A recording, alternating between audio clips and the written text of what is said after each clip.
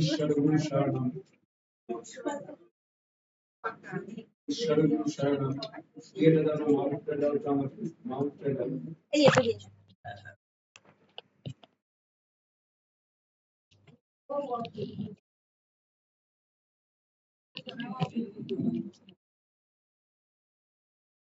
ঈশ্বর গুরু শরণম, ঈশ্বর গুরু শরণম। আজ মধু উৎসবের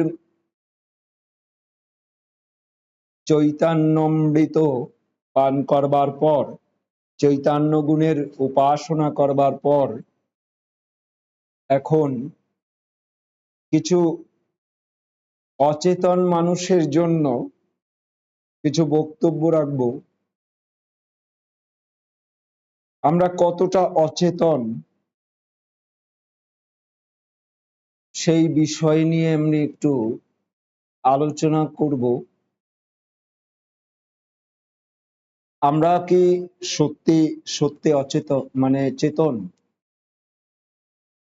চৈতন্য গুণের উপাসনা চেতনা শক্তি বৃদ্ধি পায়,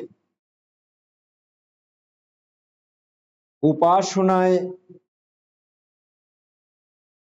গুণ অর্জন হয়, কিন্তু উপাসনায় যে পাপ হতে পারে, দিনের পর দিন পাপ হয়ে আসছে। যত জায়গায় উপাসনা হচ্ছে প্রায়শই পাপে পিষ্ট হচ্ছে। কেন এই কথাটা বললাম? কেন যে উপাসনায় পাপ হয়, কি করে পাপ হতে পারে, সেগুলো নিয়ে একটু খুব গভীর থেকে গভীরভাবে সবাইকে জানানোর চেষ্টা করছি। এতদিন ধরে সেই পাপগুলো দিনের পর দিন হয়ে আসছে। সবাইকে একটু সচেতন হতে বলছি, খুব গভীরভাবে সকলকে অনুরোধ করে বলছি একটু সচেতন হওয়ার জন্য। গুরুদেব তো বলেছে উপাসনা করলে, যদি চাও বুঝিতে সত্য তাহলে উপাসনা করো। কিন্তু সত্য বুঝবো কি করে? উপাসনায় যদি পাপ হয় তাহলে সত্য বুঝবো কি করে? এবার বলি উপাসনায় কি করে পাপ হচ্ছে দিনের পর দিন। সত্য ধর্মের প্রথম পরিচ্ছেদ, দ্বিতীয় পরিচ্ছেদে আছে উপাসনার দুটি অংশ। একটি উপাসনা গুণকীর্তন, একটি প্রার্থনা, দুই অংশে বিভক্ত। আমি উপাসনা তৃতীয় পরিচ্ছেদ থেকে আমি পড়ে শোনাচ্ছি। উপাস্যকে আত্মার আবরণ করাকে উপাসনা কহে। উপাসনা দুই অংশে বিভক্ত, পরমপিতার গুণকীর্তন, স্বীয় পাপোক্তি, এটা হচ্ছে উপাসনা। এবার দুই অংশে, আচ্ছা পরমপিতার গুণকীর্তন, পরমপিতার গুণকীর্তন, পরমপিতার গুণ কি কি গুণ আছে সেটা। এবার সেই গুণগুলো আমার নেই, তাহলে আমি চাইছি, সেটাই হচ্ছে প্রার্থনা। তার মানে গুণটা আমি চাইছি, আমার গুণটা নেই, গুণটা চাইছি, সেটা প্রার্থনা। আর গুণটা বারবার রিপিট করছি, ক্রমশ বলছি, সেটাকে কীর্তন বলা হয়। বারবার করাকে কীর্তন বলা হয়। আর ওই গুণটা আমার চাই, তাই প্রার্থনা। তাহলে এই উপাসনার দুটি অংশ।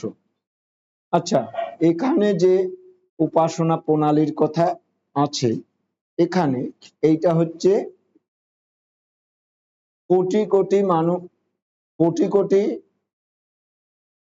বৎসরে দুই একজনের ভেতরে ওই একজনই উৎকৃষ্ট আর সর্বপ্রধান।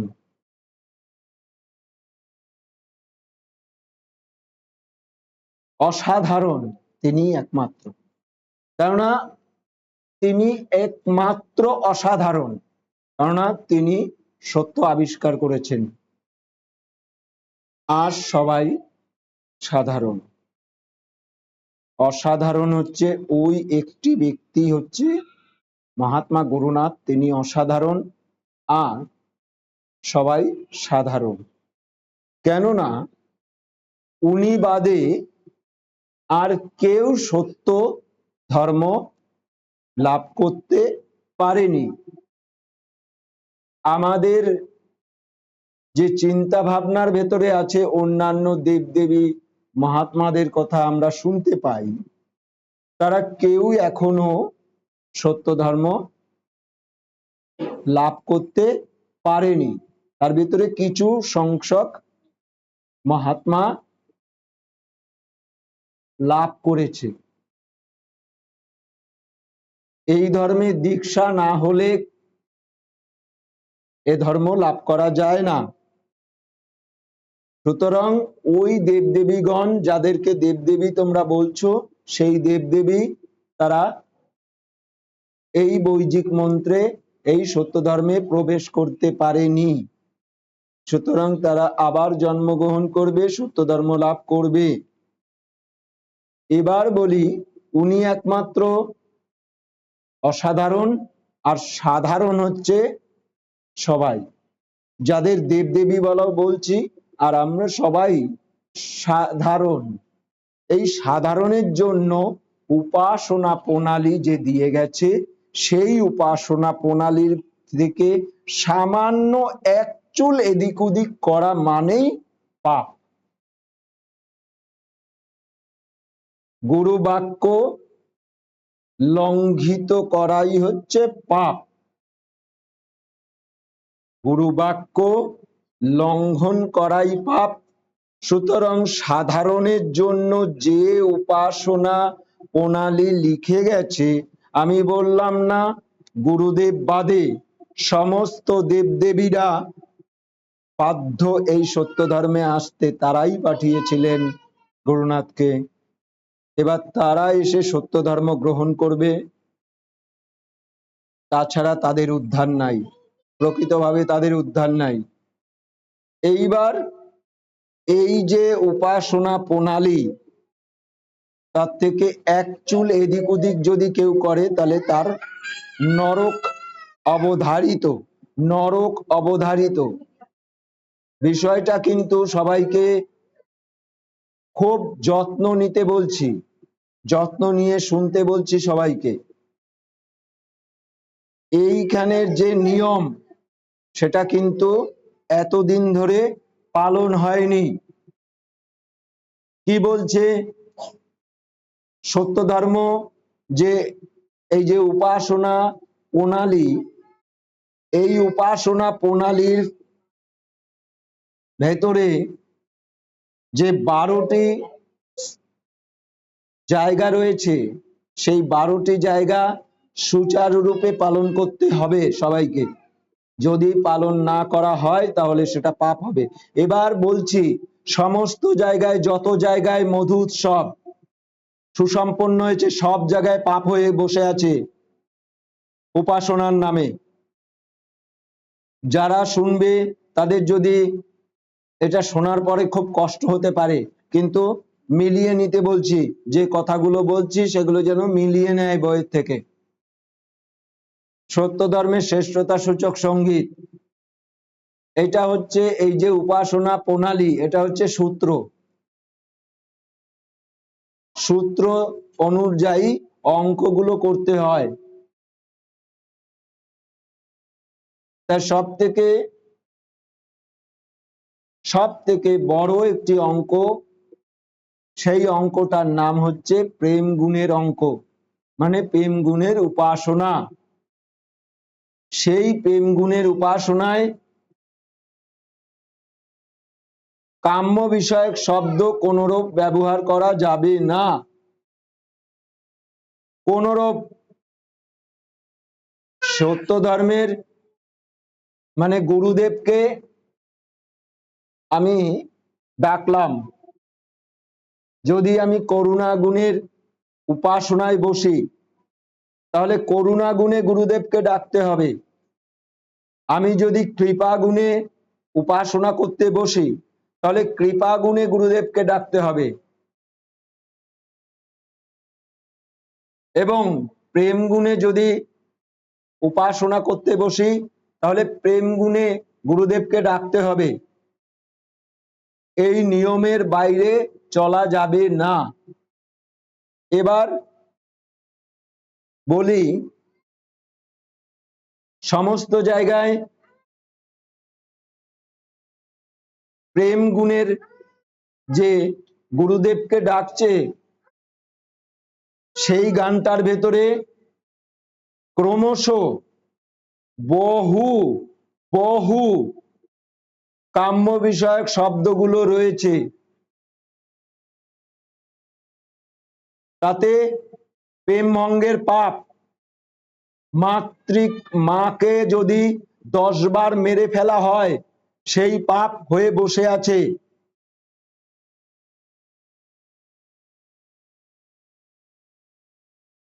এটা যেন স্মরণে থাকে। তাহলে সেই প্রেম গুণের উপাসনা করার পর ওই পাপ নিয়ে বাড়িতে ফিরতে হচ্ছে। তারা ভাবছে আমরা উপাসনা করে ফেললাম, উৎসব করে ফেললাম, না, পাপ নিয়ে বাড়িতে ফিরলে। সেখানে কি কাম্য বিষয়ক শব্দগুলো রয়েছে? গুরুদেব এসো প্রেম আলোক জেলে, তাই তো? হুদ্দ প্রেম আমার হুদ্দ হৃদয় হৃদয় দ্বার আছে না? তাই হৃদ্য শব্দটা প্রেম, প্রেম অসীম, তার কোনো বাধা আছে, সীমা আছে? রুদ্ধর ভিতরে সীমা আছে তো? রুদ্ধ শব্দটার ভিতরে সীমা আছে, বাধা আছে। সুতরাং কাম্য বিষয়ক শব্দ এটা ব্যবহার করা যাবে না। তোমার কৃপা, কৃপা শব্দ ব্যবহার করা যাবে না। কর্ম শব্দ ব্যবহার করা যাবে না। আলসে লালসে মোহে অচেতন এগুলো কিচ্ছু ব্যবহার করা যাবে না। তাহলে এই আহ্বান দিয়ে যারা প্রেম গুণে উপাসনা করতে বসেছে, গুরুদেবকে ডাকছে, মানে পাপ করে বসে রইল। প্রথম শুরু করলো পাপ দিয়ে, কাম্য বিষয়ক শব্দ দিয়ে। তারপরে যদি সমস্ত গানগুলোর ভেতরে যদি একটি শব্দ যদি পাপ শব্দ থাকে তাহলে ওই উপাসনায় পাপ হয়ে বসে রইল। যেমন স্বীয় পাপের উল্লেখ তজ্জন্যে আত্মগ্লানি ভোগ। তাহলে উপাসনা, আমি প্রেমের উপাসনা করতে বসেছি, তাহলে ওই জায়গাটায় পাপ শব্দ আছে, তাহলে কি ব্যবহার করতে হবে? ছত্রিশগড়ে বসে মহাত্মারা জানিয়ে দিয়ে যায়, ছত্রিশগড়ে বসে মহাত্মারা জানিয়ে দিয়ে যায় যে তোমরা কি করছো। তারপর সেখানে থেকে এটাকে সংশোধন করা হয় কি? প্রেমহীনতা হেতু আত্মগ্লানি ভোগ। প্রেমহীনতা হেতু আত্মগ্লানি ভোগ। যারা ওই জায়গাটায় পরিবর্তন না করেছে তাদের মাতৃহত্যার 10 গুণ পাপ হবে, প্রেম ভঙ্গের পাপ হবে। এবার বলি, তারপর গুণকীর্তনের ভেতরে এতদিন ধরে দেখে এসছি একটি গুণকীর্তন, একটি কীর্তন, সেই কীর্তনের ভেতরে কাম্য বিষয়ক শব্দ রয়েছে। বিষয়গুলো আমি বলছি, একটু মিলিয়ে নিতে বলছি। তোমরা যে দিনের পর দিন পাপ করে বসে আছো, তোমরা কি এখনো সচেতন হবে না? তোমরা যদি সচেতন না হও, দিনের পর দিন তোমরা কিন্তু নরকে যাচ্ছ উপাসনার নামে। এবার বলি, এখানে মৌখিক প্রার্থনার কথা বলেছে, এই উপাসনা প্রণালীর ভিতরে মৌখিক প্রার্থনার কথা বলেছে। কোথায় বলছে? স্বীয় পাপের উল্লেখ, উল্লেখ মুখ দিয়ে শব্দ বের করতে হবে। স্বীয় পাপের উল্লেখ, তজ্জন্যে আত্মগ্লানি ভোগ। মুখ দিয়ে উচ্চারণ করে বলতে যদি না পারো পাপ হবে। এ বাক্য লঙ্ঘিত হচ্ছে। তুমি যদি, তোমাকে শিখিয়ে দিয়েছে গুরুদেব আমি পাশবদ্ধ পশু, সেই সময় সবাই মুখ দিয়ে উচ্চারণ করতে হবে আমি পাশবদ্ধ পশু। যদি উচ্চারণ না করতে পারো তাহলে উপাসনায় পাপ হয়ে বসে আছে। তুমি যদি এই উচ্চারণটা মুখ দিয়ে উচ্চারণ করতে না পারো।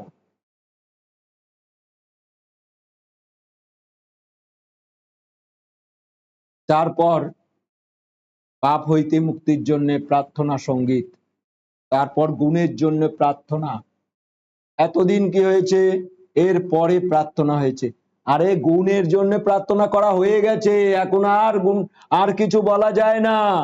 গুণ চাওয়া হয়ে গেছে, তারপরে পাপের জন্য আবার প্রার্থনা করছে। এতদিন এই ভুলটা হয়েছে। উপাসনায় যে পাপ হয় হয়েছে। ধ্যান,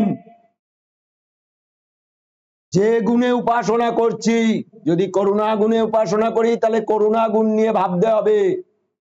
করুণা গুণটি কেমন? প্রেম গুণ নিয়ে যদি উপাসনা করি তাহলে প্রেম নিয়ে তখন ভাবতে হবে প্রেম কেমন। তারপর বীজ মন্ত্র জপ, তারপর কৃপাময় স্তব, তারপর আনন্দময় স্তব, তারপর ধন্যবাদ। পরমপিতার ধন্যবাদে প্রেম থাকতেই হবে। সে করুণা গুণ হোক, দয়া গুণ হোক, কৃপা গুণ হোক, যে গুণেরই উপাসনা হোক না কেন, প্রেম শব্দ সেই ধন্যবাদে থাকতেই হবে, বাধ্যতামূলক। এখানে লেখা আছে, যদি না হয় তাহলে পাপ হয়ে বসে আছে। যাই হোক, এ তো গেল উপাসনার যে পাপ হয়, এতদিন ধরে যে পাপগুলো হয়ে বসে আছে উপাসনায়, তোমরা সবাইকে অনুরোধ করছি এই ভিডিওটা যেন সবার কাছে পৌঁছে যায়। বিচার করে দেখতে বলছি সবাইকে। হ্যাঁ, প্রশ্ন। অন্য জায়গায় যে উৎসব হচ্ছে সেখানে 3টে করে অধিবেশন হচ্ছে আর আপনার এখানে 4টে অধিবেশন হচ্ছে, তাহলে তারা এই সম্পর্কে পাপ গ্রস্ত না তাহাতে পূর্ণ? এটাই সত্য ধর্মের আদেশ। প্রশ্ন করার সময় মাইকে প্রশ্ন করলে ভালো হয়, তাতে আওয়াজটা আসবে, এখানে যাবে। তা সেটা একটা সুবিধা হয়। সেটা যাতে আবার শুনতে পারে, কেননা হ্যাঁ অন্তত শুনতে পারবে, সেই জন্য মাইকে বলতে পারলে ভালো হয়।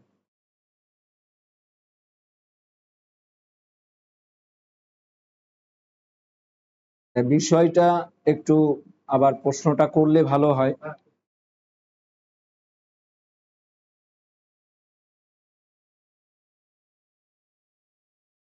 একটু দেরি হলে অসুবিধা।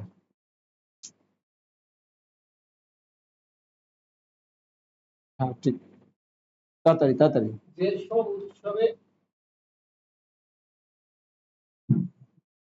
যেসব উৎসবে 3টি করে অধিবেশন করা হয় আর আপনি 4টে করে অধিবেশন করেন, এইবারে যারা 3টে করে অধিবেশন করে তারা কি পাপগ্রস্ত হন না তারা পূর্ণ লাভ করে?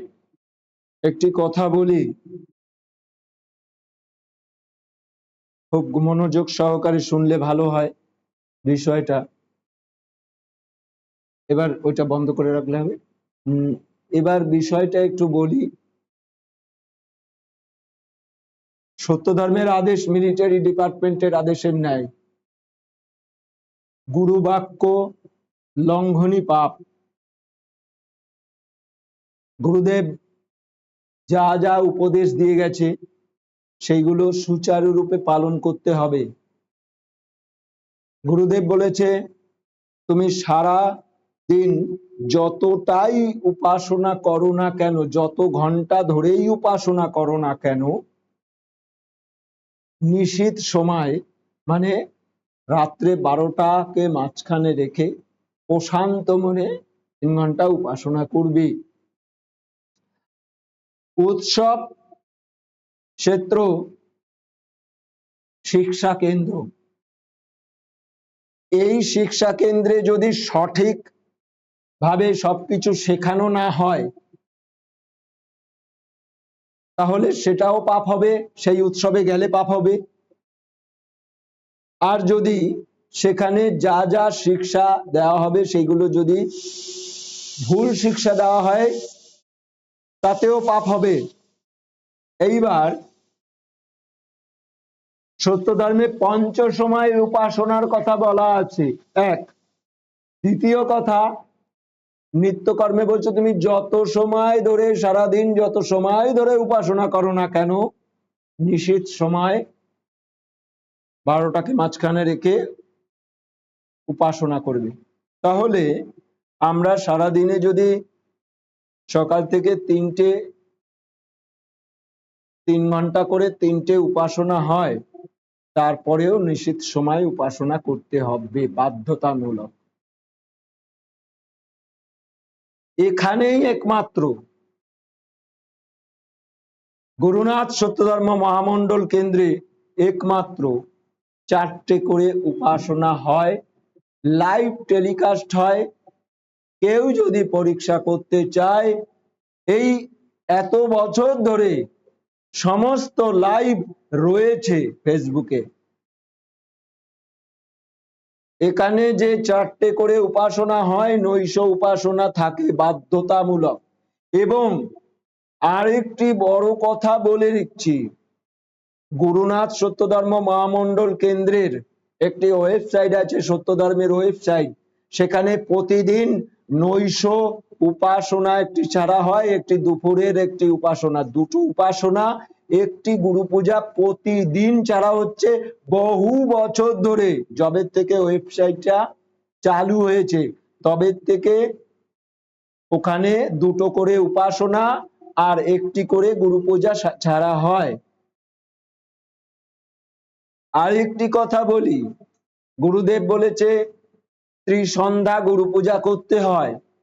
গুরুনাথ সত্যধর্ম মহামণ্ডল কেন্দ্রের যে উৎসব হয় সেই উৎসবে ত্রিসন্ধ্যা গুরু পূজা করা হয়। এই উৎসবে প্রথম তুমি আসলে, আজ তুমি এসে কি দেখলে? 3বার করে গুরু পূজা হয় তো?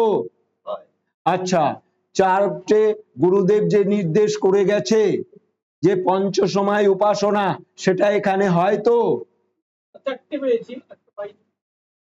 পঞ্চ সময় উপাসনা, যে ভোরবেলা যে উপাসনাটা করছো, পরম পিতার যে উপাসনাটাই বসছো ব্রাহ্ম মুহূর্তে, ওটাও উপাসনা।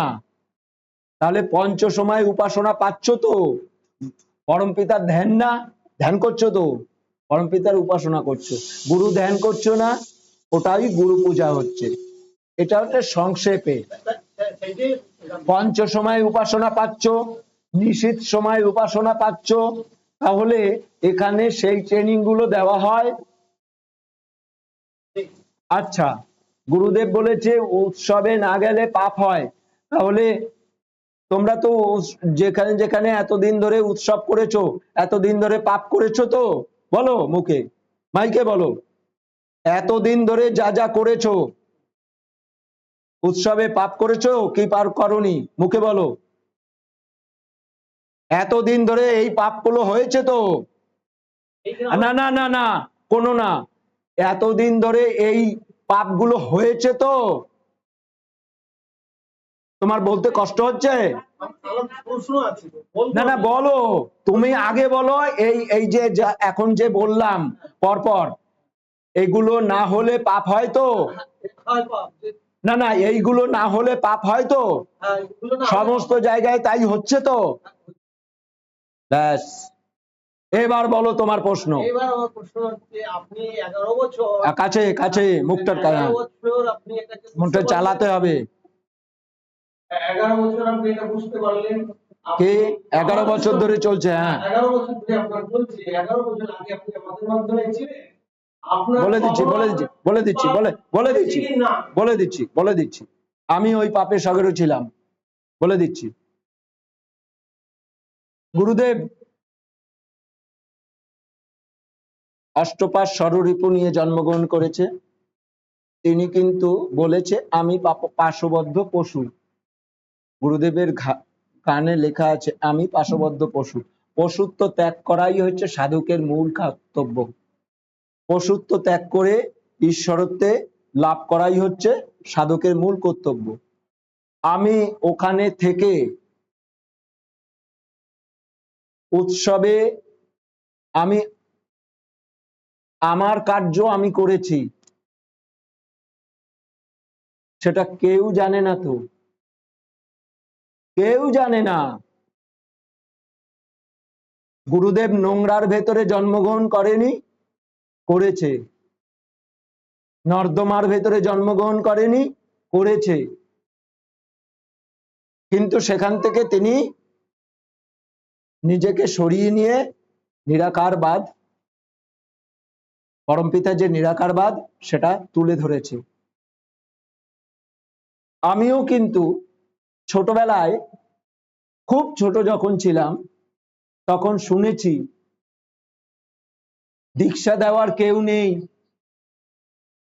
মহাত্মার নিবারণ চলে যাওয়ার পর দীক্ষা হয় না।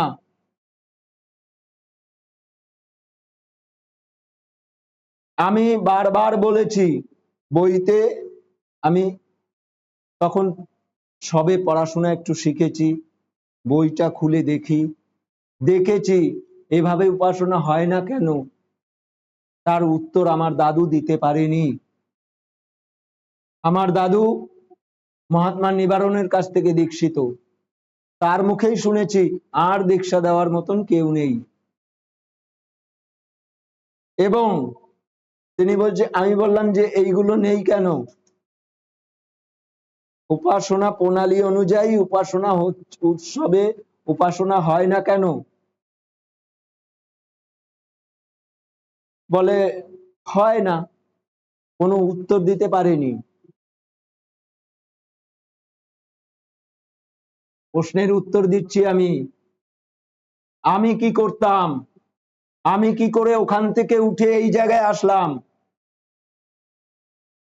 এখানে যা নিয়ম এখন করছি না, যে নিয়ম সেই নিয়ম তখনও করেছি। তখন কি হতো না, আহ্বানের পরে মনের প্রতি হতো, শ্রেষ্ঠতা সূচক সঙ্গীত হতো না, নির্বেদজনক সঙ্গীত হতো না, কিন্তু আমি ওই সময় পাঠ করে ফেলতাম।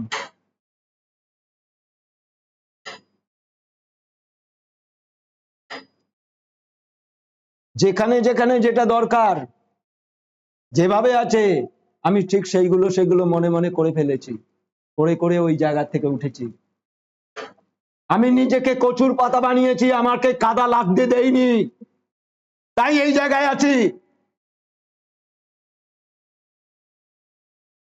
কীর্তনে ধেই ধেই করে নেচে বেড়াইনি, আমাকে কোনোদিন আমি উঠতে দেখিনি।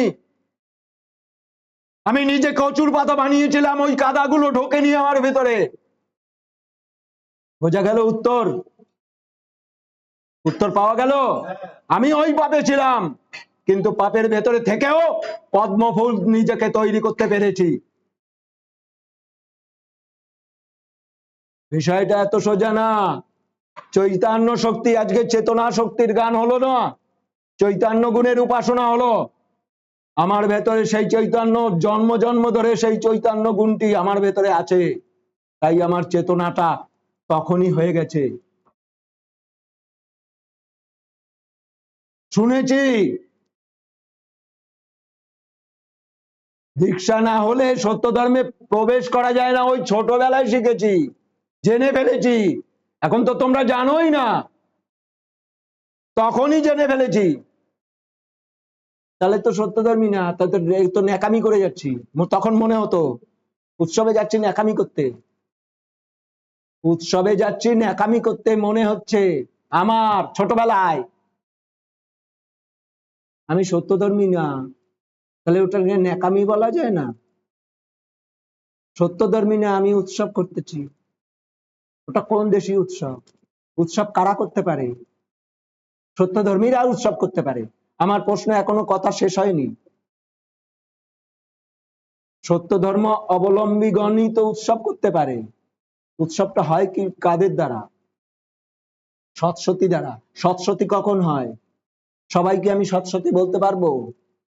দীক্ষিত ছাড়া সৎসতী বলা যায় না। সেই দিন সত্য অবলম্বন করলে, সত্যে প্রবেশ করলে তাই সৎ এবং সতী। তুমি এখন সৎ এবং সতী বজায় রাখতে পারছো কিনা, তার দীক্ষার পরে প্রতিদিন 3 ঘন্টা উপাসনা করতে পারছো কিনা, সেটা সৎসতী বজায় রাখতে পারছো কিনা। সৎসতী কেন বললো? পাপ গ্রহণ করে, তুমি নিষ্পাপ হয়েছো তাই সৎ, তাই সতী, তোমাকে উপাধি দেওয়া হয়েছে। তুমি সেটা রক্ষা করে রাখতে পারছো কি পারছো না সেটা পরের কথা, তোমাকে তো উপদেশ। তাহলে সৎসতী আমি সবাইকে বলতে পারবো? এবার প্রশ্ন, মহাত্মা নিবারণ, মহাত্মা না মহাত্মা, মহাত্মা নিবারণ 4000 মধ্যে দীক্ষিত করাতে পেরেছে, কিন্তু সেই ব্যক্তির একজন নাই, তাহলে বাদ বাকি এখন যারা আছে তারা বলা যাবে তারা সত্য ধর্ম অবলম্বী না। কোথায় আমি লেখা দেখিয়ে দিচ্ছি। এবার দেখিয়ে দিচ্ছি এই কথাটা কোথায় আছে। এই কথাটা আছে তৃতীয় পরিচ্ছেদে দীক্ষার প্রয়োজন কথাটা লিখছে। সেখানে কি লিখছে? পূর্বোক্ত উপাসনা প্রণালী, এই যে তৃতীয় পরিচ্ছেদে উপাসনা প্রণালী একটা আছে, দেওয়া আছে, সেই উপাসনা প্রণালীর ভিতরে ওং সত্যং পূর্ণ অমৃতং ওং লেখা আছে। সেই জন্য এখানে 4 নম্বরে বলছে দীক্ষার প্রয়োজন। যদি ওটা দীক্ষাই হতো, ওই যে ওং সত্যং পূর্ণ অমৃতং ওং, এটা যদি দীক্ষাই হতো তাহলে দীক্ষার প্রয়োজনের কথাটা লিখতো না, প্রথম কথা। দ্বিতীয় কথা, পূর্বোক্ত উপাসনা প্রণালী অবগত হইলেই যে সম্পূর্ণরূপে সত্য ধর্ম অবলম্বী হইল এমত নহে। তাহলে যারা যারা ওই ওম সত্যং পূর্ণ অমৃতং ওম এটা করে, বা ওং সত্যং ওং এটা করে, তারা সবাই অসম্পূর্ণ সত্য ধর্ম অবলম্বী। বোঝা গেল? এখানে লেখা আছে তো, মানে সম্পূর্ণরূপে সত্য ধর্ম অবলম্বী হইল এমত নহে। সত্য ধর্ম অবলম্বী হইতে হইলে এই ধর্মে দীক্ষিত হওয়া আবশ্যক। পরিষ্কার? আচ্ছা, অপূর্ণ সত্য ধর্ম অবলম্বী। পরিষ্কার হলো? এবার আর প্রশ্ন, এটা গেল। বিষয়গুলো খুব যত্ন নিয়ে সবাইকে শুনতে বলছি। আমি কিন্তু সবার মঙ্গল চাইছি, না হলে আমি 24 ঘন্টা এই নিয়ে পড়ে থাকতাম না। আমার ব্যাংক ব্যালেন্স আমি করতে পারতাম। কেউ যদি পরীক্ষা করতে আসে আমার বাড়িতে ঢুকলেই বুঝতে পারবে। এই গুরু ভবনে এসে ঢুকলেই বুঝতে পারবে। গুরু ভবনটা নাম হয়েছে গুরুদেবের মূর্তিটা হওয়ার পর থেকেই গুরু ভবন বলা শুরু হয়ে গেছে।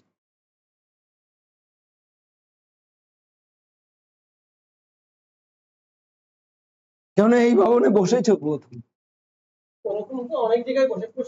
না না, হ্যাঁ হ্যাঁ অবশ্যই, অনেক জায়গায় মূর্তি বসিয়েছে, কিন্তু বিকৃতি মূর্তি হলে কি করব?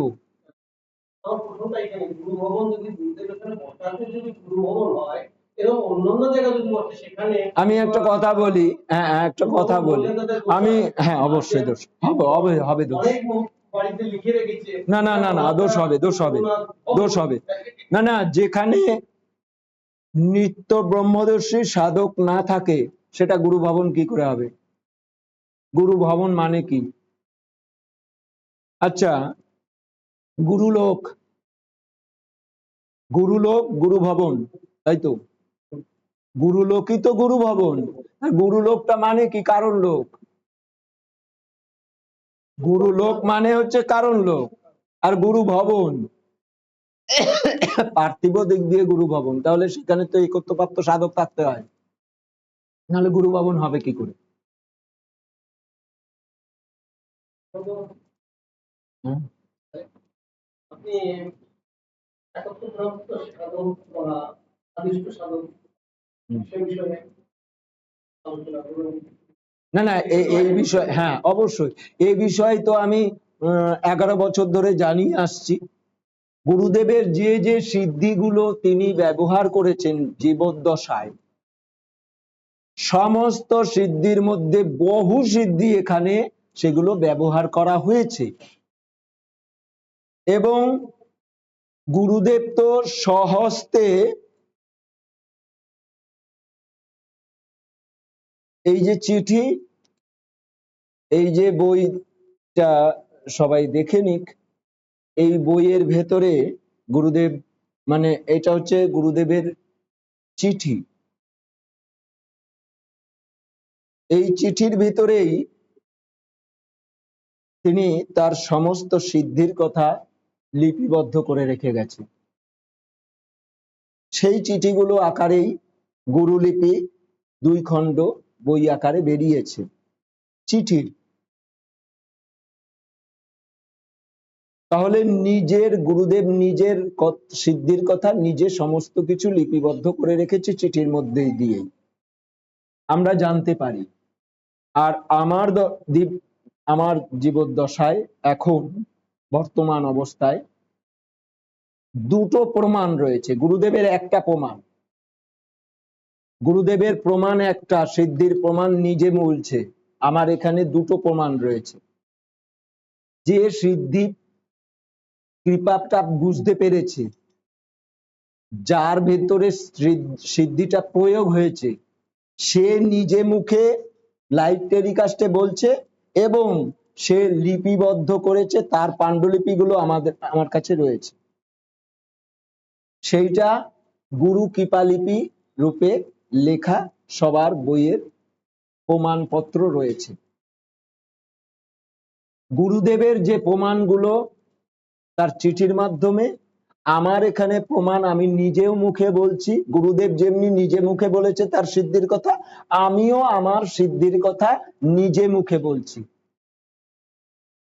এবং যারা কৃপা পেয়েছে তারাও সম্মুখে বলছে।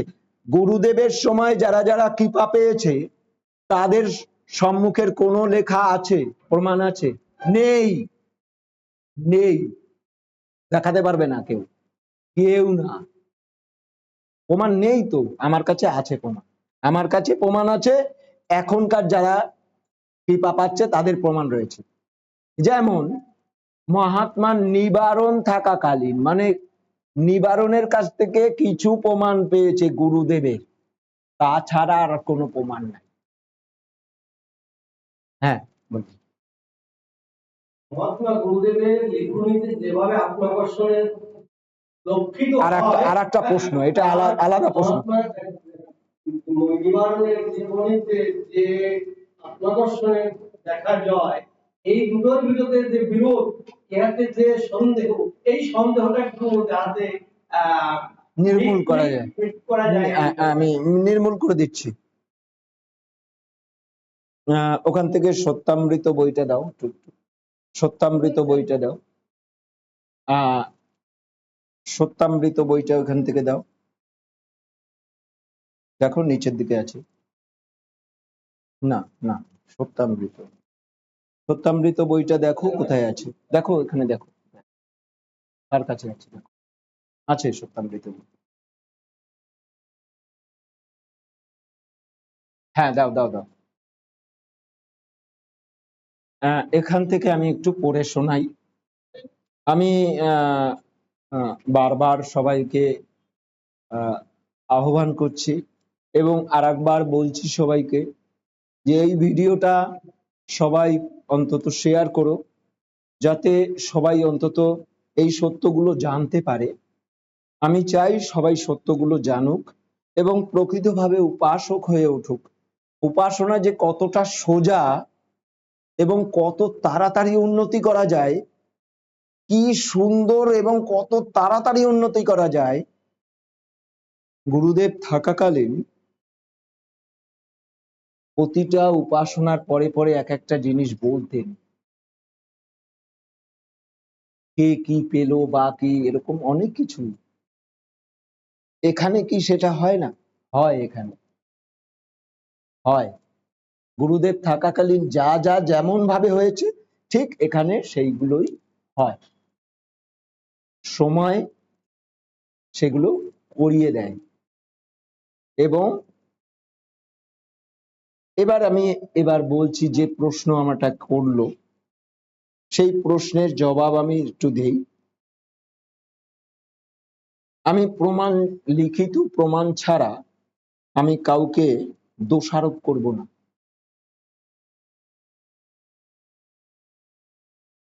পঞ্চম পরিচ্ছেদ থেকে আমি পড়ে শোনাচ্ছি।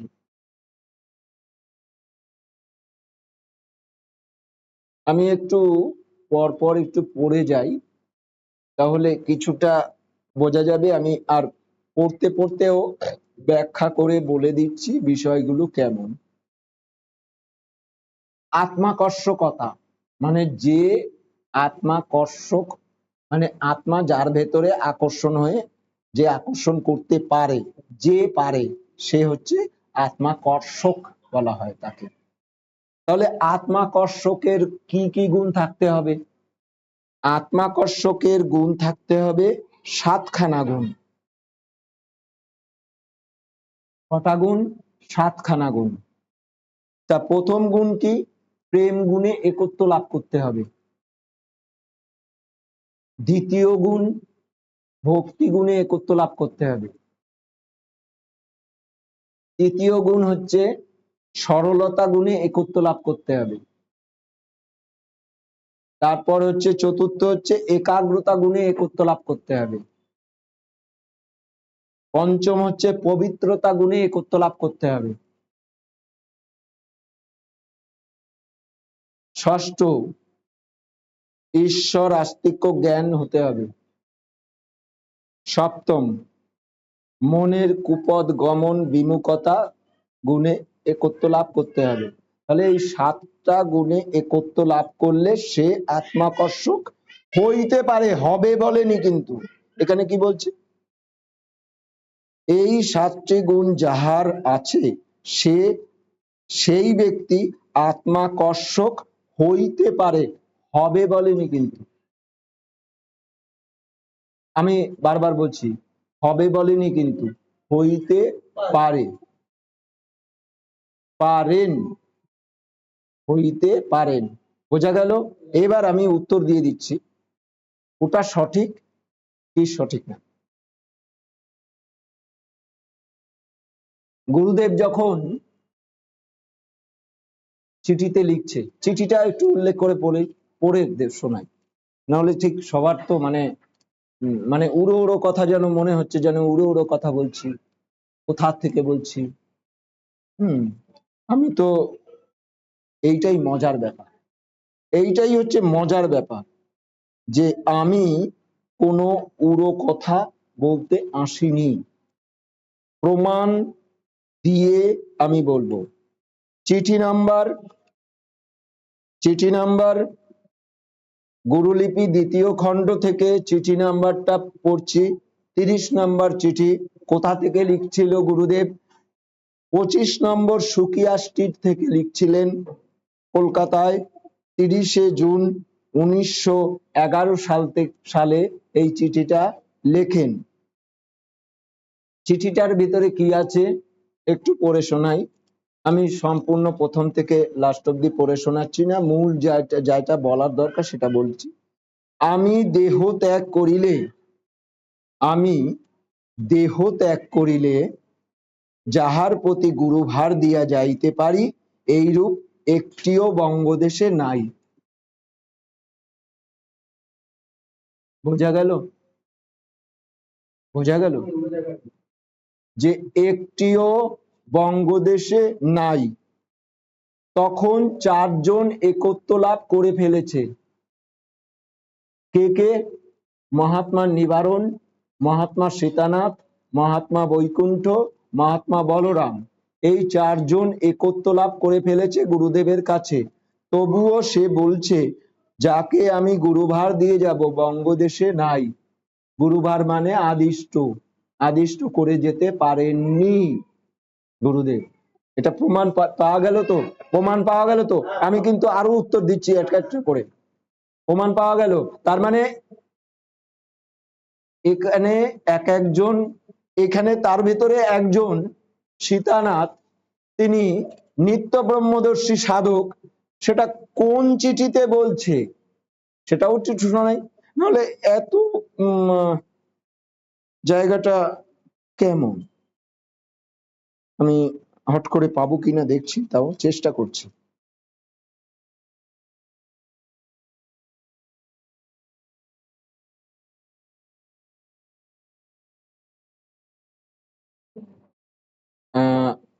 সেখানে সীতানাথ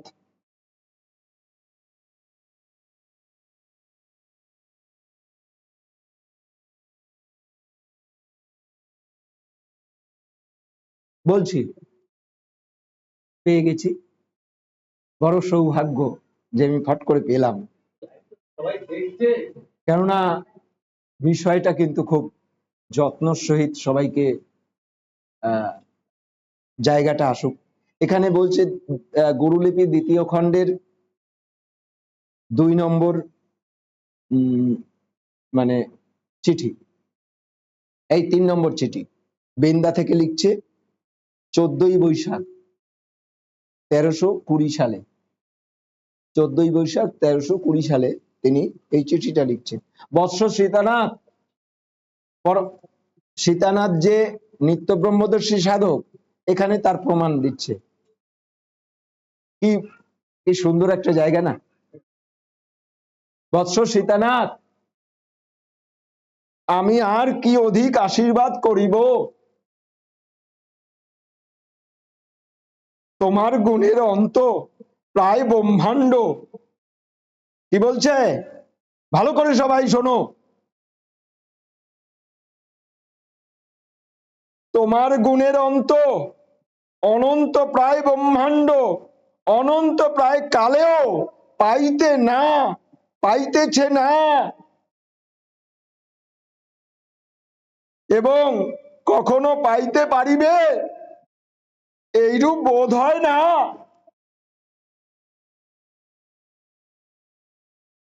এই কথার ভেতরেই তিনি যে ব্রহ্ম দর্শন করেছেন, নিত্য ব্রহ্ম দর্শন করেছেন, সেটার প্রমাণ এটা। এবার বলি, যখন এই পরাৎপর পরম পুরুষ স্বয়ং তোমাকে আশীর্বাদ করিয়াছেন ও করিতেছেন, করিতেছেন অনবরত নিত্য ব্রহ্ম দর্শন, তাই করিতেছেন শব্দটা বলছে, কন্টিনিউ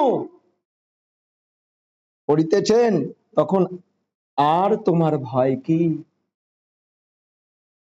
তবে বক্তব্য এই যে অজস্র ধারায় সুধাবর্ষণ হইলে থাকিলে শূদ্র ছোট্ট ঘট জ্বালার ন্যায় সুধাবর্ষণে সমর্থ হয় না। তুমি ঘরটা আরো বড় করো, তুমি নিত্য ব্রহ্ম দর্শন করছো, তাই বলছে।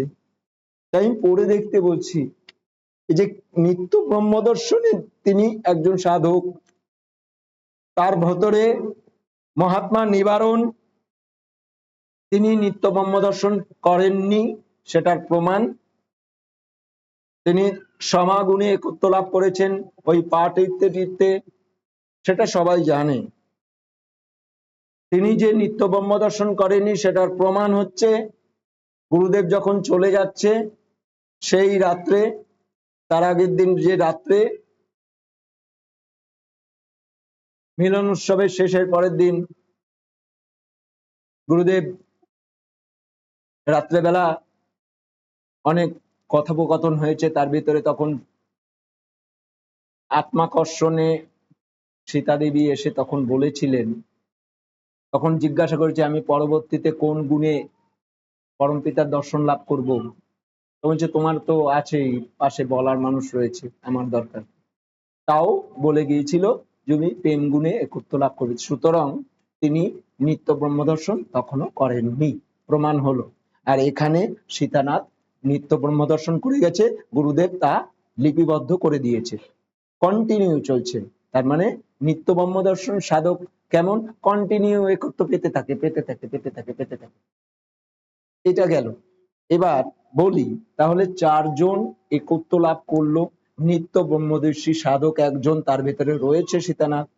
কিন্তু এইবার তারপরে বলছে গুরুভার, আমি যাকে গুরুভার দেব বঙ্গদেশে নাই, সুতরাং গুরুভার দিয়ে যেতে পারেননি।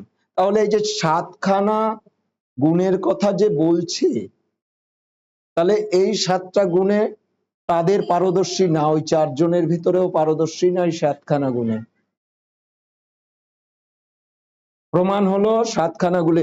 তখন কি বলছে এবার আমি পড়ে শোনাই, এখনো আমার তো কি বলবো, মাঝখানে প্রশ্ন যেন না আসে, পরবর্তী প্রশ্ন যেন পরবর্তী বলা হয়। তাহলে কি বলছে, এই 7টি গুণ যাহার আছে সেই ব্যক্তি আত্মাকর্ষক হইতে পারেন, হইতে পারেন, হবে বলেননি, হইতে পারেন। এই সিদ্ধির চেয়েও প্রধান 2টি সিদ্ধি আছে, উহার একটি আত্ম অনুভূতি ও আত্মার দর্শন।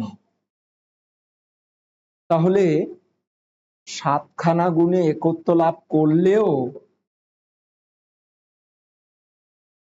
আত্ম অনুভূতি এবং আত্মদর্শন হয় না। আচ্ছা, এটা কেমন জটিল হয়ে গেল না? বিষয়টা খুব জটিল হলো না? জটিল কেন জটিল? পরম পিতার দর্শন লাভ করতে গেলে 7খানা একটা স্তর রয়েছে। প্রথম গাঢ় অন্ধকার, তারপর বিরল অন্ধকার, তারপর হচ্ছে স্বল্পকালস্থা দীর্ঘকালস্থায়িনী মূর্তির দর্শন, তারপর দেবজ্যোতি দর্শন, তারপর দেবদর্শন, তারপর ব্রহ্মজ্যোতি দর্শন, তারপর ব্রহ্মদর্শন। এইবার এখানে দেব জ্যোতির্দর্শন, দেবদর্শন আছে। তাহলে এই দেবদর্শন কি আত্ম অনুভূতি, আত্মদর্শন কি? না, না। আত্মর অনুভূতি ওইটা দেবদর্শন, আর ওই দেবতার জ্যোতি দর্শন, আর দেবতাদের দেবতাকে দেখলে কিন্তু তুমি অনুভূতি তোমার হয়নি, তারা যে আসবে সে এসছে কিনা সেইটা এই 7টা গুণে একত্র হলেও তোমার হবে, কিন্তু তার থেকেও বড় গুণ এইটা আত্ম অনুভূতি, আত্মদর্শন। কে কোন দেবতা এসছে, তোমার কাছে কি আধার কার্ড আছে নাকি পরিচয় পত্র আছে? কালী দেবী কেমন দেখতে?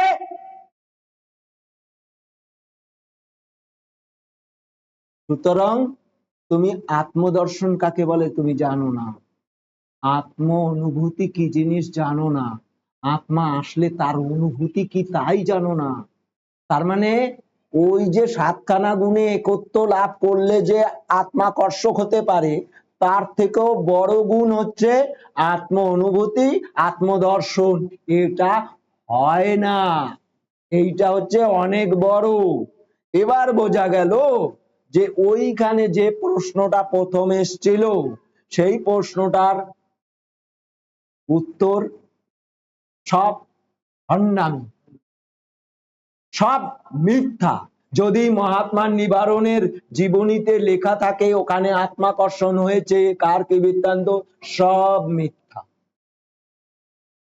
গুরুদেব এই প্রবন্ধের ভেতরে লিখে গেছে আজ পর্যন্ত যা যা হয়েছে সব মিথ্যা। এইখানে বলছে একটু ধৈর্য ধরতে হবে, এত অধৈর্য হলে হবে না, ধৈর্য ধরতে হবে, ধৈর্য গুণ দরকার। না হলে প্রশ্ন করে মাঝখানে যদি প্রশ্ন করো তাহলে আমি যে উত্তরগুলো, একটু ধৈর্য ধরে দেখো যে আমি উত্তরগুলো পরপর দিচ্ছি কিনা।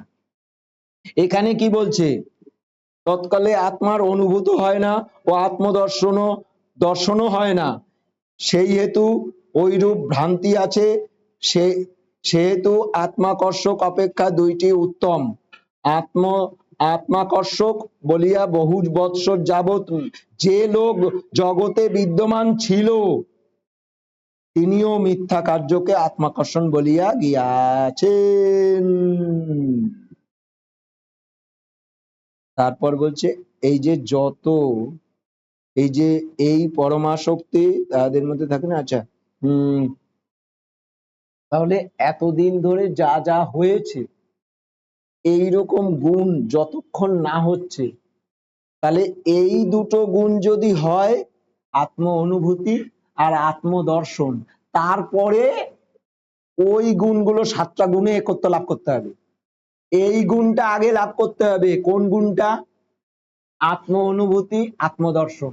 তার মানে 7খানা একত্ব লাভ করলেও এই গুণটা হয় না, এই গুণটা আগে লাভ করতে হবে, তারপর 7খানা গুণে একত্ব লাভ করতে হবে, তারপরে আত্মাকর্ষণ হতে পারে।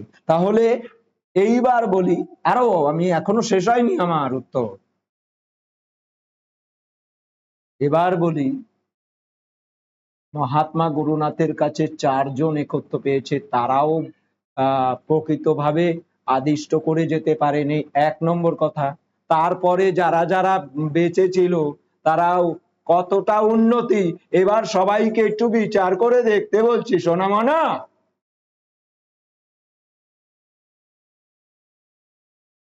যারা 4জন একত্ব পেয়েছে তাদের বলছে আমি গুরুভার দিয়ে যাব, বঙ্গদেশে নাই, আমি চিঠি পড়ে শোনালাম। তাহলে পরবর্তীতে তারা যারা জীবিত রইল, গুরুদেব চলে যাওয়ার পরে জীবিত রইল, তারা কোন গুণে একত্ব পেয়েছে? ওই 4জন ছাড়া। তাদের ভেতরে কেউ যদি ভণ্ডামিগিরি করে, প্রমাণ তো এখানে লিখিত যে আত্মাকর্ষণ হয়েছে, গুরুদেব এসছে, সেটা আবার যদি মহাত্মা নিবারণ সম্মতি দেয়, সেটাও যে মিথ্যা। সেটার মিথ্যা তো আমি প্রথমেই বললাম, মহাত্মা নিবারণ নিত্য ব্রহ্মদর্শী সাধক হননি তখনও। দ্বিতীয় কথা হচ্ছে একটি গুণে একত্ব তখন লাভ করেছে সবে। তারপর তিনি অসাধারণ ব্যক্তি। গুরুদেব এমন একজনকে ভরসা করে গেছে যার দ্বারা সত্য ধর্মের গুরুদেবের পরে মহাত্মা নিবারণের অবদান স্বর্ণাক্ষরে লেখা থাকবে। তিনি দিয়েছেন বলে আমি এখানে বসে বলতে পারছি কথাগুলো। যদি ওই সংরক্ষণ করে না রাখতে পারত, ওইটুকুনোর জন্যই ওনার অবদান সত্য ধর্মে যতদিন এই ব্রহ্মাণ্ড থাকবে ততদিন থাকবে। তাই তো লিখেছি।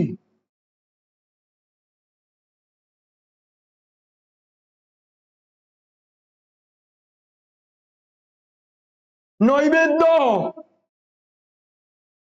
ওনার ভক্তিটা হচ্ছে নৈবেদ্যের মতন দিয়েছে গুরুদেবের চরণে। না হলে এত বড় মহান তিনি যা করে গেছেন, স্বল্প একত্ব পেয়েও তিনি যা করে গেছেন, সেটা নৈবেদ্য। আমরা সেই নৈবেদ্য ভোগ করছি। এবার ভুল তো অনেক কিছুই আছে, ভুল অনেক কিছুই আছে, ভুলটা আমাদের শুধরে নিতে হবে। এবার প্রশ্ন শুনি। প্রশ্নের উত্তর পাওয়া গেল যে মহাত্মা নিবারণের জীবনীতে যার আত্মাকর্ষণের কথা, সেগুলো সবই হচ্ছে মিথ্যা। এখানে প্রমাণ হলো যা যা হয়েছে সেগুলো সব মিথ্যা। গুরুদেবের লিখনির বিরুদ্ধতা করে যারা এখনো বলে আমরা মহাত্মা নিবারণের পদ্ধতিতে উপাসনা করি, তাহাদিগকে গুরুদেব বিরোধী বলা যাবে কি না, এই কথাটা স্পষ্ট করবে। একটি কথা আর সবাইকে একটি অনুরোধ করি, মহাত্মা নিবারণ মাতাজি তিনি, তাকে কিছু করতে দেওয়া হয়নি, বিন্দুমাত্র তাকে কিচ্ছু করতে দেওয়া হয়নি। মহাত্মা সুরেন্দ্রনাথ তিনি মহাত্মা, তিনি সমদর্শনে সিদ্ধি লাভ করেছিলেন, তাই মহাত্মা বলে সম্বোধন গুরুদেব নিজে মুখে করে গেছেন। বহু গুণ তিনি মানে কীর্তি সিদ্ধি, মানে দেহ থেকে বেরিয়ে গিয়ে কারোর সঙ্গে দেখা করে আসা, এই গুণটাও পর্যন্ত সুরেন্দ্রনাথের ছিল। তার মানে বহু সিদ্ধি সুরেন্দ্রনাথের ছিল, বাক সিদ্ধি, এরকম অনেক সিদ্ধি সুরেন্দ্রনাথের ছিল, কিন্তু একত্ব লাভ করেননি। এইবার ওই সুরেন্দ্রনাথ, মহাত্মা সুরেন্দ্রনাথ গুরুদেবকে মানে আবদার করেছে।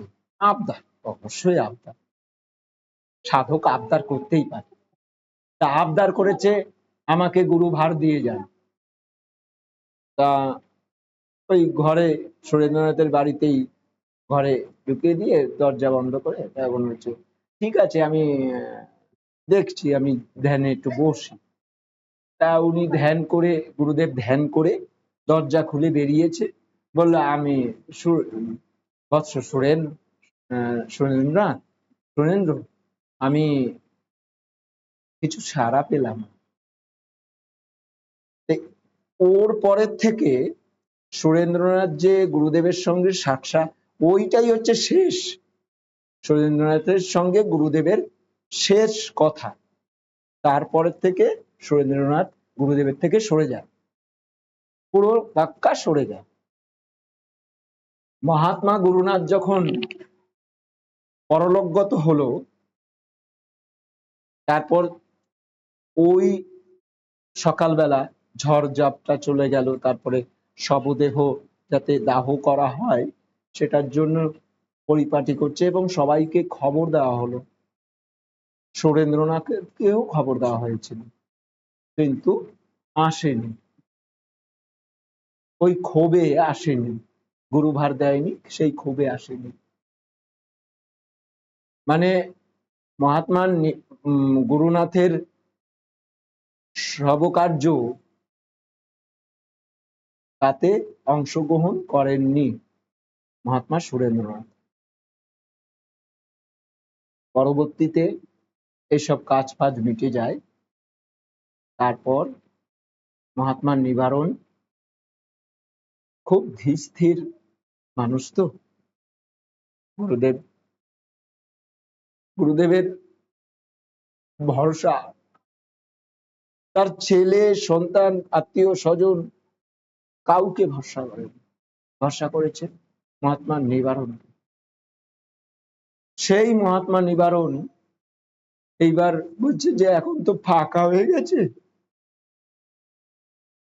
আমরা অভিভাবক ছিল, আমাদের মাথার উপরে, আমাদের এখন মাথা শূন্য হয়ে গেছে, আমাদের এক হতে হবে। মহাত্মা এবার সবাইকে, যে যা পারে, যত পেরেছে, যত জানাশোনা আছে, যত যা হোক, গুরুদেবের কাছ থেকে যা, গুরুদেবের সঙ্গে সাক্ষাৎ বা গুরুদেবের মানে এরকম সবাইকে ডেকে এনেছে, ডেকেছে, ও অনেক অনুরোধ করেছে।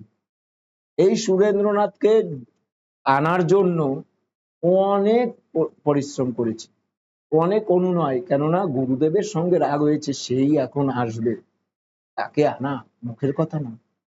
বড় পণ্ডিত, এটা অস্বীকার করা যায় না, বিরাট বড় পণ্ডিত সুরেন্দ্রনাথ, পার্থিব দিক দিয়ে অনেক বড় পণ্ডিত। গুরুদেবের পরে যদি পাণ্ডিত্য অর্জন একজন হয়, পার্থিব পাণ্ডিত্য, তাহলে সুরেন্দ্রনাথের পাণ্ডিত্য ছিল। গুরুদেবের ভুলও ধরেছে, ওসব পার, আমার ওসব দরকার নেই, আমারও আমি বললাম না, মাঝখানে কোনো প্রশ্ন করবে না বা কোনো উত্তর দেবে না, এগুলো ধৈর্য ধরো, না হলে মুশকিল হয়ে যাবে, তাহলে উত্তর আসবে না। আমি যে উত্তর দিতে যাব সেই উত্তর হারিয়ে যায়। তাই আমি এইবার বলি, সেই সুরেন্দ্রনাথকে নিয়ে আসে, এবার অত বড় ব্যক্তিত্বের মানুষ তো, প্রচন্ড প্রভাব, প্রচন্ড। গুরুদেবের পরে কাউকে যদি মান্যতা দেয় সবাই পার্থিব দিক দিয়ে, তাহলে সুরেন্দ্রনাথই হচ্ছে সব থেকে বড় মাতব্বর। এবার সে চলে এসছে। আমি ইতিহাস পড়ে দেখতে বলছি, মহাত্মা গুরুনাথের জীবনীটা পড়ে দেখলে বুঝতে পারবে, বা মহাত্মা নিবারণের আত্মস্মৃতি পড়ে দেখলে বুঝতে পারবে সেখানে কি আছে।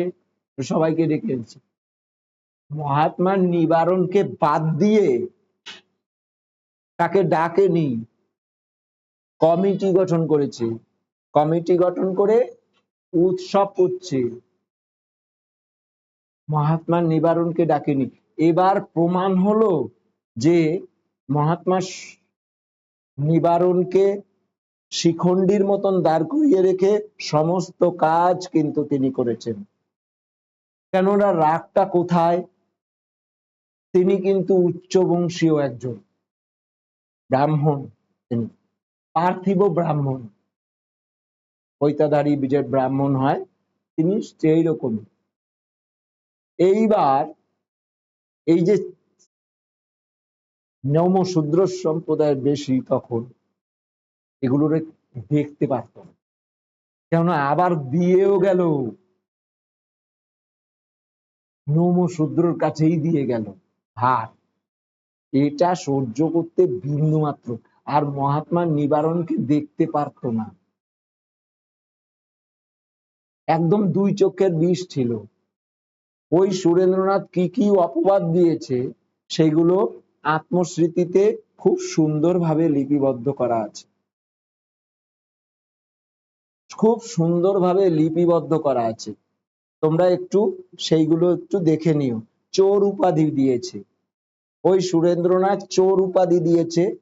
মহাত্মা নিবারণ যে বীজটা দিচ্ছে ওটা সাধারণ, ওতে কোনো কাজ হয় না, ওখানে আছে, সেই সুরেন্দ্রনাথ বলছে। তারপর তিনি তার বউকে দিয়ে, মানে মহাত্মা নিবারণের বউকে দিয়ে বলে চুরি করায়, এটাও বলছে। এই অপবাদগুলো দিয়েছে।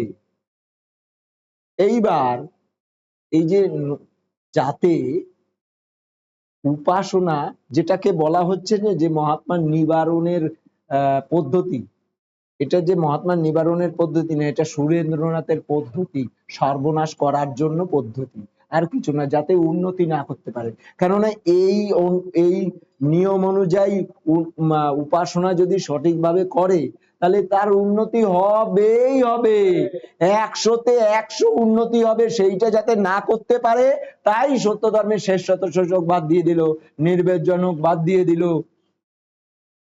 স্বীয় পাপের উল্লেখ বাদ দিয়ে দিল, ধ্যান বাদ দিয়ে দিল, কৃপাময় স্তব, আনন্দময় স্তব বাদ দিয়ে দিল, দিয়ে থাকলোটা কি? যার দ্বারা তুমি দর্শন লাভ করতে পারে সেই ধ্যানটা বাদ দিয়ে দিল। মানে এরা যাতে আত্ম উন্নতি না করতে পারে সেই রাগের চোটে, এক তো গুরুদেবের উপরে রাগ, আবার এই এই এই এইগুলো, এই সারাল গুলো, হ্যাঁ, নমশূদ্র গুলো, এরা উন্নতি করবে, আর এর গুরুদেব দিয়ে গেছে, এটা সহ্য করতে পারে না, তাই এই সর্বনাশটা পাকিয়ে দিয়ে চলে গেল। তার খেসারত এত পর্যন্ত দিয়েছে, আর আমি আসছে এই কুলাঙ্গার গুলোকে বাঁচানোর জন্য।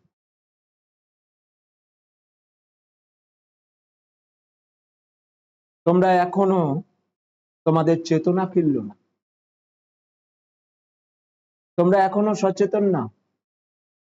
আমি চিৎকার করে যাচ্ছি, কোথায়? ছুটে আসো না তো, বলছি তো, করতে চাই, লিখিত কথা দেব।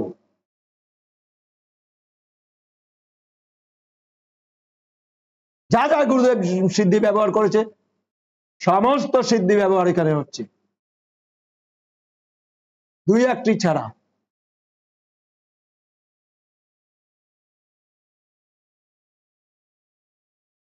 এখানে আনন্দ পেয়ে যাবে সবাই।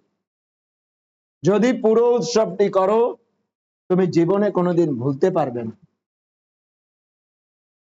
তোমার দাগ কেটে থাকবে,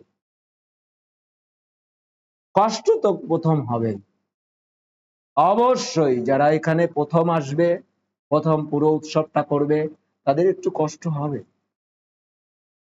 কিন্তু পরে না ওটা অমৃত হয়ে যাবে। তুমি থাকো, অমৃত কারে বলে বুঝতে পারবা। অনেক কষ্টে তিরস্কার শুনতে হয়েছে। এই যে অসীমার কাছ থেকে অনেক তিরস্কার আমাকে পেতে হয়েছে।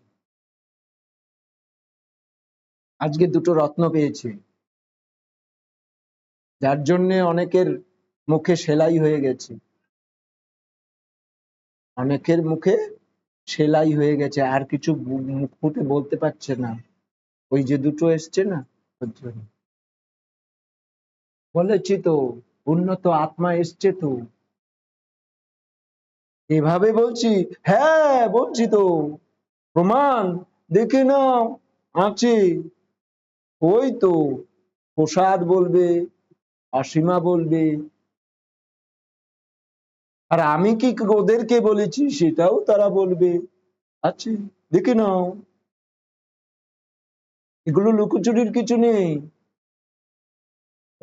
বলে আমি আপাতত আজকের মতন, আর সবাই অন্তত এই ভিডিওটা আপামর সবাই যাতে দেখতে পারে সেটার ব্যবস্থা তোমরা একটু করো বলে আমি আজকের মতন এখনের মতন আর কি সমাপ্ত করলাম।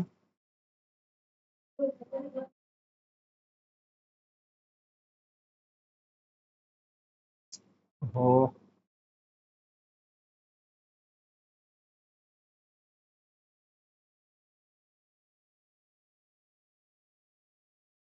বুঝছো?